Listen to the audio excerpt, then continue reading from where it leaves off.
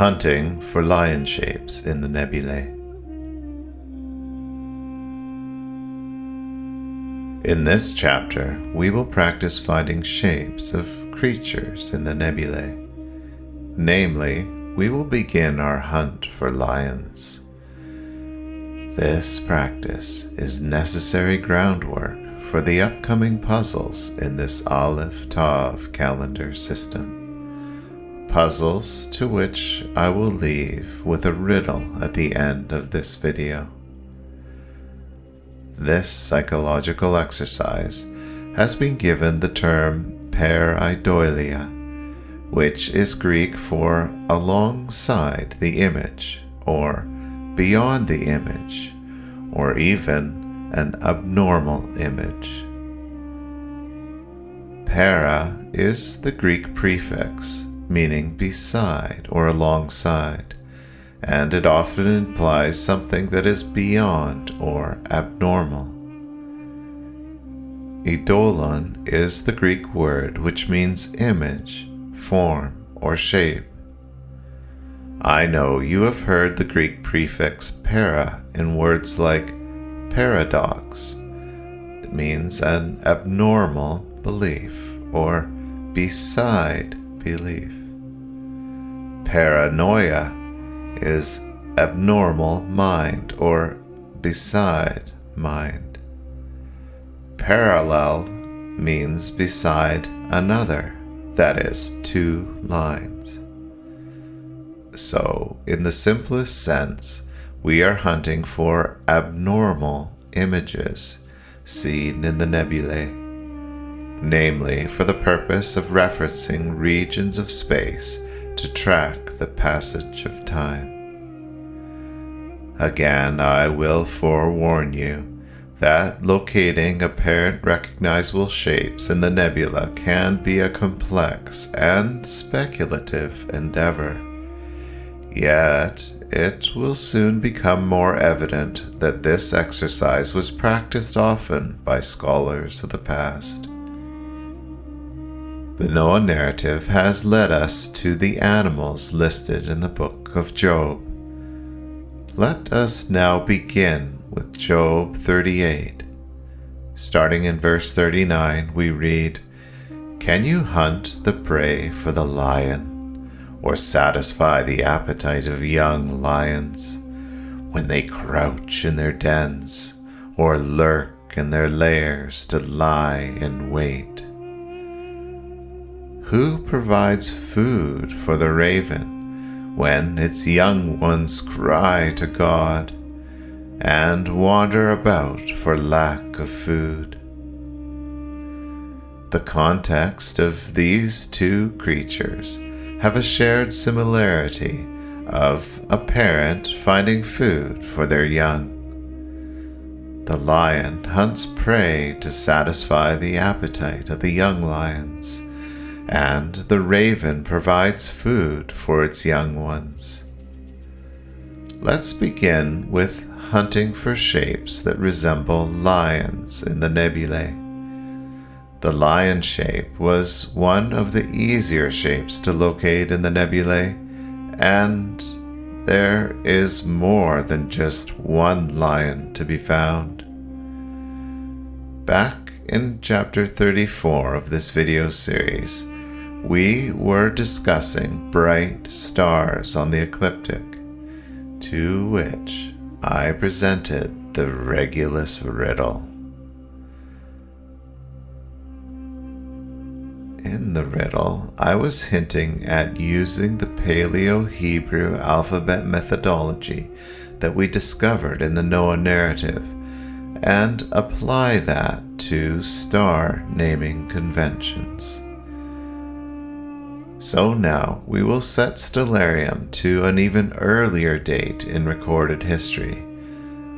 Let's use -4382. Next, we set the location to the lower Fertile Crescent, namely Jerusalem or or even Egypt.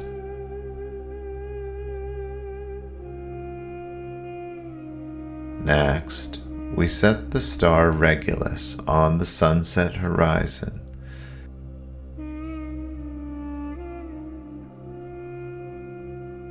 Then follow the horizon's transversal line, which leads to the dense nebulae regions, wherein we find shapes. Shapes that match ancient narratives. Now, pertaining to this topic of describing the night sky, let us have a close look at another obvious clue. Notice all the strange names that Stellarium has for the star Regulus. What happens when we translate the various languages into English? What do we find? Regulus means little king in Latin. Cor leonis means the heart of a lion, again in Latin. Now, I know I don't have to tell you what the Latin word Leo means. Rex is king in Latin.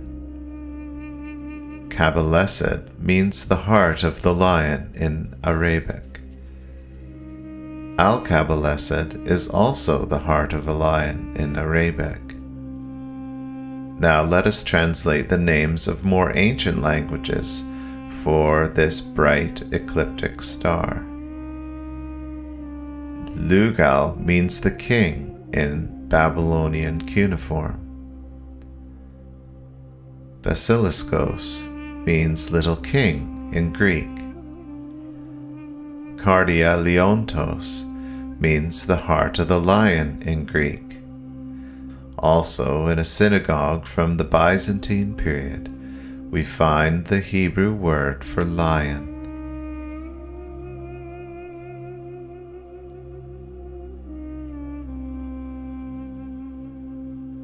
I'm sure you recognize some of these foreign words. I myself immediately recognized the Greek word for heart, cardia. Unfortunately, I had a heart attack last year. After the emergency operation, I attended a vascular improvement program. This vascular improvement program had a lot of great information to share about the cardiovascular system. Hence, I am now well acquainted with the Greek word for heart, cardia. Sorry, I diverged.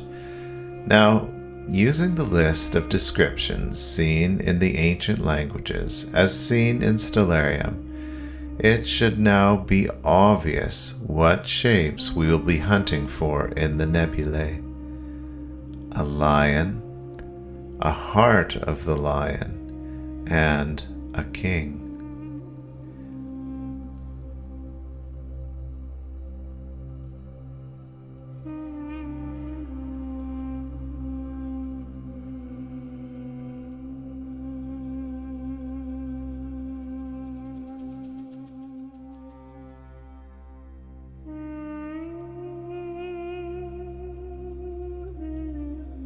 Just like the game of Where's Waldo, I could say, there it is, I see it, I found it first.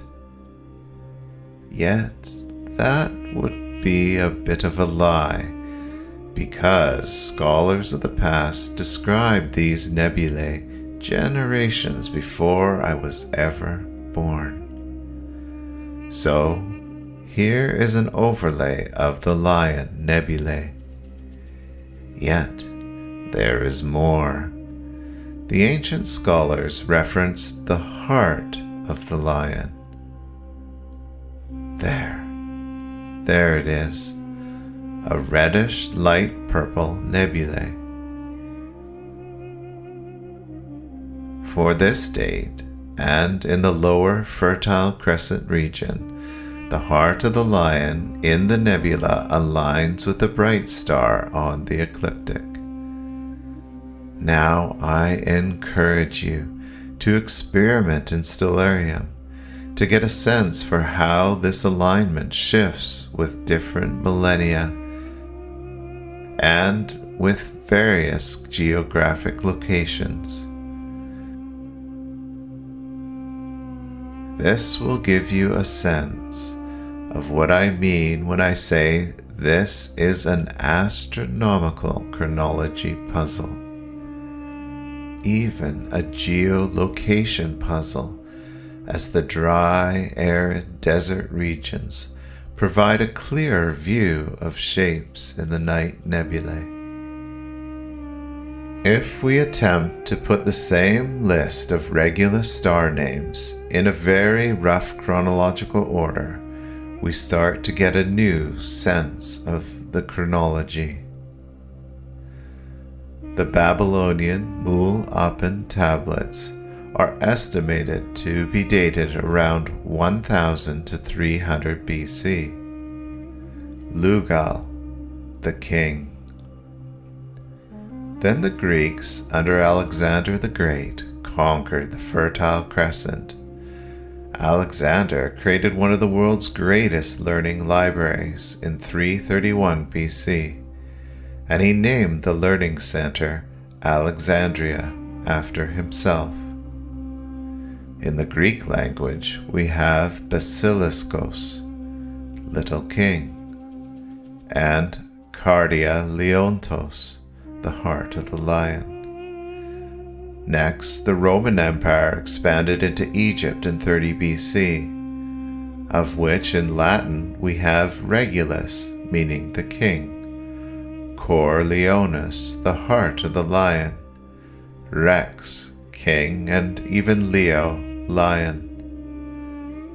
Later, in the Byzantine period, we find scholars continued to use established names. During the Islamic Golden Age, we find Kabbalesed, the heart of the lion, as well as Al-Kalbalesed, the heart of the lion. Also, in this same Byzantine period, there is a synagogue called Beth Aleph. On the floor of the synagogue is a zodiac with the word lion written out in Hebrew. In terms of deciphering this chronological puzzle, we can generalize that out of the dry, arid lower regions of the Fertile Crescent arose a methodology for naming regions of space. It might seem like I've become distracted from the original study by the list of names found in Stellarium, but I assure you that when attempting to find a date when the bright ecliptic star Regulus aligns with the heart of the lion, we find it is in a time period that predates even the Babylonian name for the star.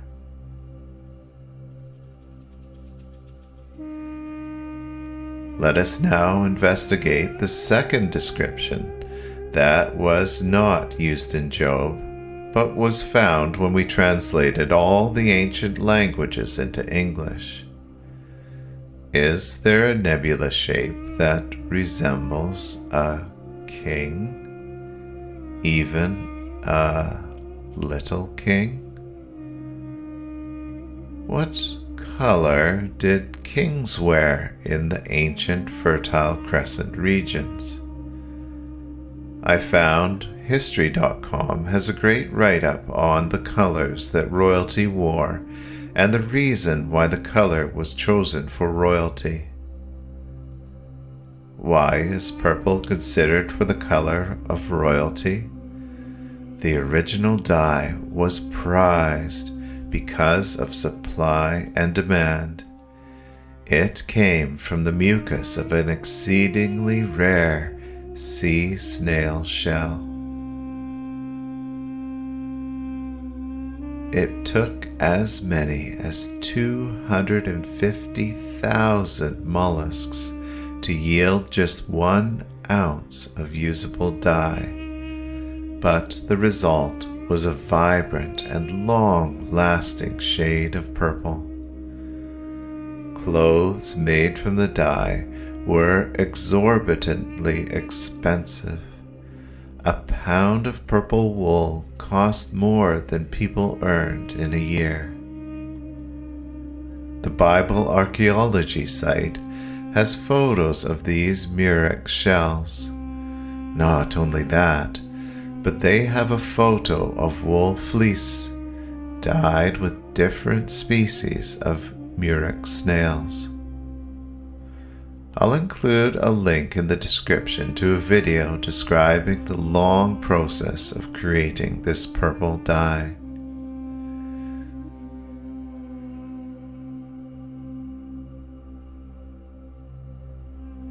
When we compare this royal color to the colors seen in the nebulae, even the region of the heart of the lion, we get a glimpse of what the scholars were trying to pass down to us today. But wait, it's not just the purple color. Can you see a little king? A little king in the purple region?